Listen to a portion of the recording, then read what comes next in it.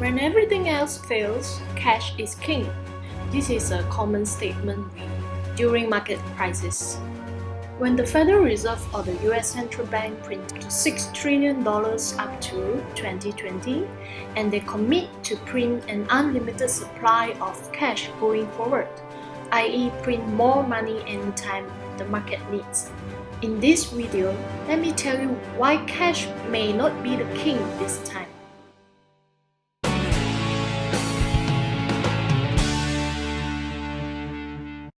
Is how to position yourself to profit from all of this. In fact, before I even talk about profit, how to position yourself just to survive first, because this is going to last. As you can see from all the projections and everything, they are expecting it to last right into mid of 2020, and the recovery will not come until next year. So how are you supposed to survive 2020, which is, the irony is we are wawasan 2020 and this is what's happening this year, 2020. We are all stuck at home.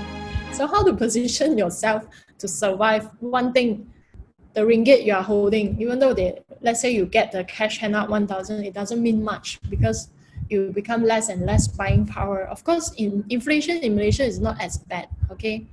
So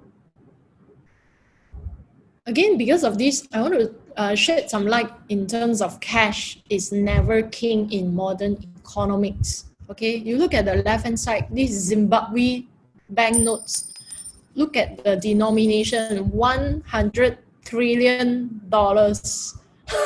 Just now we mentioned 6 trillion is how much? This is Zimbabwe dollar, 100 trillion. I don't know how many zeros is there. Okay, you can have a look at it yourself. And not only like poor countries like Zimbabwe, look at this one down here, 100 million mark. This was Germany money back in 1920s, where the Germany, because of the World War I, they lose World War I, and then they print a lot of money because to fund the war, the money becomes so basically useless. They actually have one note equal to 100 million mark, and you look at their people back then, what they do with the money, basically it's like toilet roll. You play card houses, or it's not card, it's money. Maybe inside there one stack of 100 million, because the money is worthless. You wear your money as a dress because it's worthless. It's as good as this thing, golden color toilet paper. Okay, so money, cash is never king in modern economics. I'll let wise guys tell you his view rather than me telling you using very simple words. I understand some of you are new to my channel. You can follow me and connect with me on social platforms like YouTube, subscribe to my channel and get notified for new videos upload. I'm also on Telegram, where you can find my public channel where I have my random market update as I go.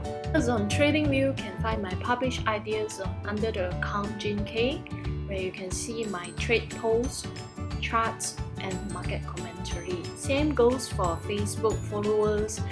You're welcome to like, comment, and share all my ideas across the different platforms. So understand that wealth, total amount of wealth in the world, essentially doesn't change very much, okay? And that one thing goes up, another thing goes down. And to know how to diversify it in asset classes, to diversify it in countries, to diversify it in currencies, to know how to diversify that wealth so that you have wealth diversification is important. Do not think that cash is a safe investment. When most people think, look, I just want safety, and those bonds aren't give me an interest rate and so on, so where do I get safe? Cash is a seductive investment because it doesn't have as much volatility, but it taxes you in your buying power about 2% a year. And so, so cash is almost always the worst investment. So you have to think about that. You should think a little bit unconventionally. Do you have a little bit of gold? Do you have a little bit of asset in case this monetary system breaks down and money's redefined? Do you have a little bit of that? I can't get into all the different ways that one can diversify wealth. I try to convey those things in my books or on posts on LinkedIn particularly. But I would say diversify wealth, be humble, don't market time, and be conscious of the dangers of cash. Be conscious of the dangers of cash. Okay. So this guy, I really like him a lot. He's like the biggest fund. He actually founded biggest hedge fund in US, in the world. It's called Bridgewater Associates. Okay, but now he's in retirement mode already. So he starts coming up with a lot of economic books. His ideas and concept and his experience he's making it into books and videos and everything. He's getting a lot of interviews on how the money. He actually predicted the crash all the way back in 2016 and 2018. He's telling us we have a bubble, we are going debt bubble, we are going down, and then it happens. Okay, so if you guys are into economics, the macro thing, big picture, you can look into him. Okay, so what he's telling us here is there are a lot of points in this video, but the main thing is the danger of cash. Don't ever think, put your money in FD and everything, just stay cash is the safest instrument. It's never so. This picture tells you a lot about why cash is never king. Okay, so he said diversify your portfolio. As an average investor, he doesn't recommend average investor, the conservative one, like those who are working and not so active in market. He doesn't encourage you to actually try to time the market. Time the market meaning like us trading the market, because you don't have the time to actually acquire that skill, or you don't have the time to actually follow all the market happenings to actually become successful with trading. So typically average investor shouldn't try to time the market as much, but you should diversify in terms of asset class, diversify in terms of what, but never think that keeping to cash is the solution. There's a danger to cash because of inflation. And I already tell you, because here, if you keep cash, your cash becomes less if we go to 5, okay?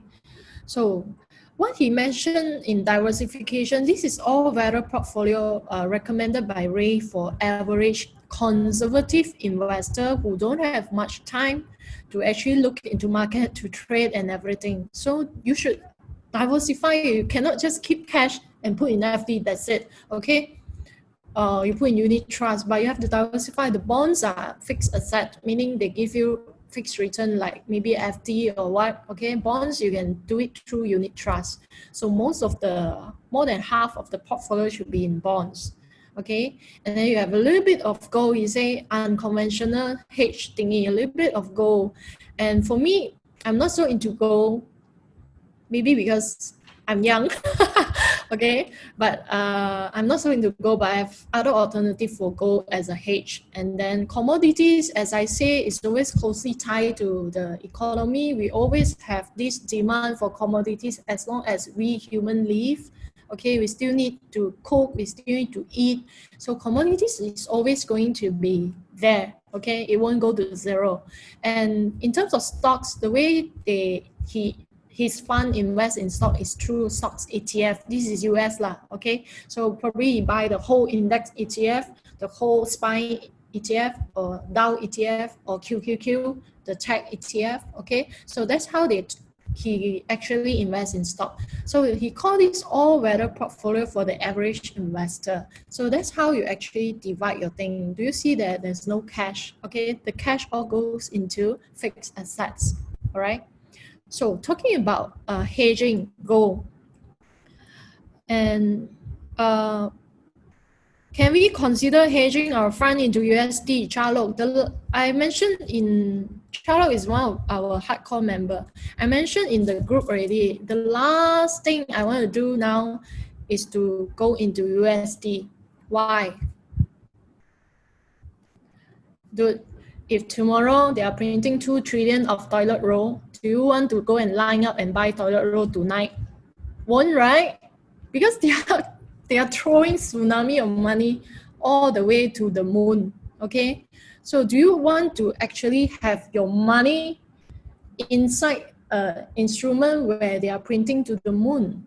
It doesn't make sense, right? Although, of course, we know that because of their position as currency, reserve currency and everything, is still going up. But let's say in terms of a long-term perspective, the only outcome for dollar is really this one.